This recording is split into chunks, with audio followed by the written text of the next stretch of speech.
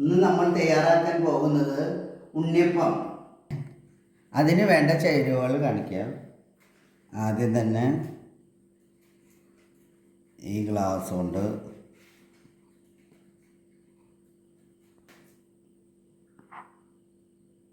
ഇതുകൊണ്ട് 2 3 ഗ്ലാസ് മൈദയാണ് ഇട്ടേക്കുന്നത്. പിന്നെ ഇനി 1 ഗ്ലാസ് റവ ചേർക്കണം. അതിൽ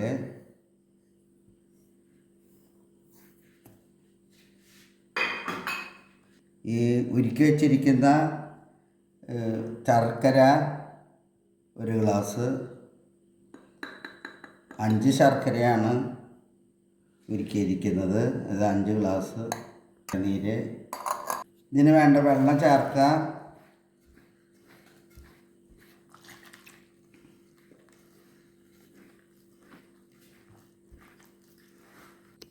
ഒരു ദിവസം ഇത് മുഴുവനും നേരം ഇങ്ങനെ വെക്കണം.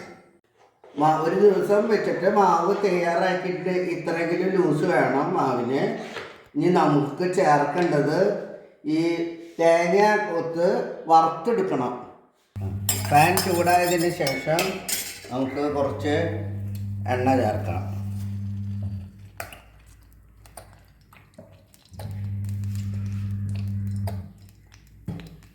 ഇതിലേക്ക് ഒരു മുറി തേങ്ങയുടെ കൊത്തെടുത്തിട്ട് അത് നല്ലതുപോലെ വറുക്കണം. ബ്രൗൺ കളറാവുന്നത് വരെ വറുക്കണം.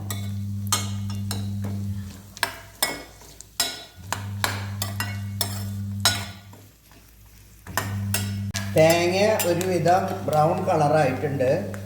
അതിനി ഇതിലേക്ക് പാനിലേക്ക് കോരിയിടുക.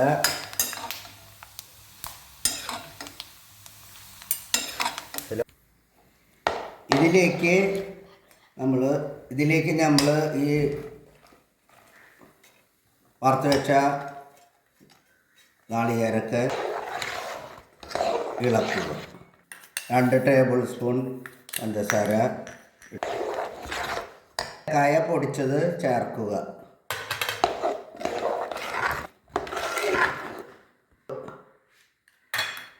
അത് ചേർക്കുക. എല്ലാം കൂടി നല്ലതുപോലെ ഇളക്കി പോണം. ഇങ്ങനെ ഇടുമ്പോൾ അതിലേക്ക് വീണ് പോകണം. അതുപോലെ ആക്കിയെടുക്കുക. എല്ലാതും തയ്യാറായി കഴിഞ്ഞു. ഇനി നമുക്കത് വറുത്തെടുക്കണം. ഇനി ഒരു ഉണ്ണിയപ്പച്ചട്ടി വെച്ചിട്ട് ഇത് ചൂടാക്കുക നല്ലതുപോലെ. ചൂടായതിന് ശേഷം ഇതിലേക്ക് എണ്ണ ഒരു 1/4 ഭാഗം, നിറയ്ക്കണ്ട, 1/4 ഭാഗം എണ്ണ ഒഴിക്കുക. നല്ലതുപോലെ ചൂടായതിന് ശേഷമാണ് ഒഴിക്കേണ്ടത്.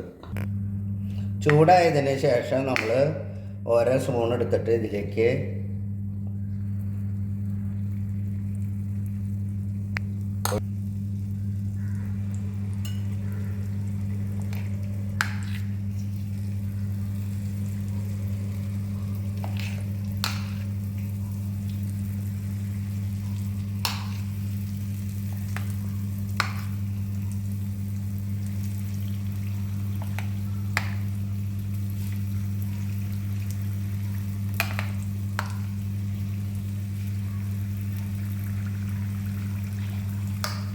നല്ലതുപോലെ മൊരിഞ്ഞതിന് ശേഷമാണ് മറിച്ചിടുന്നത്.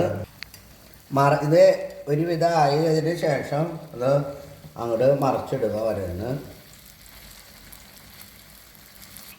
ഓരോന്നും കോരിയെടുക്കുക.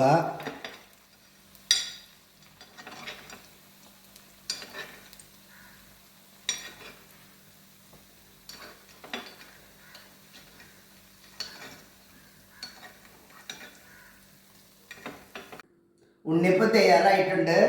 ഇതിന് ഒന്ന് തിന്ന് നോക്കാം.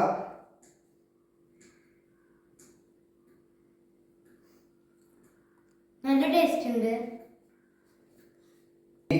എല്ലാവരും ഇത് തയ്യാറാക്കി കഴിച്ചു നോക്കാം. Thank you.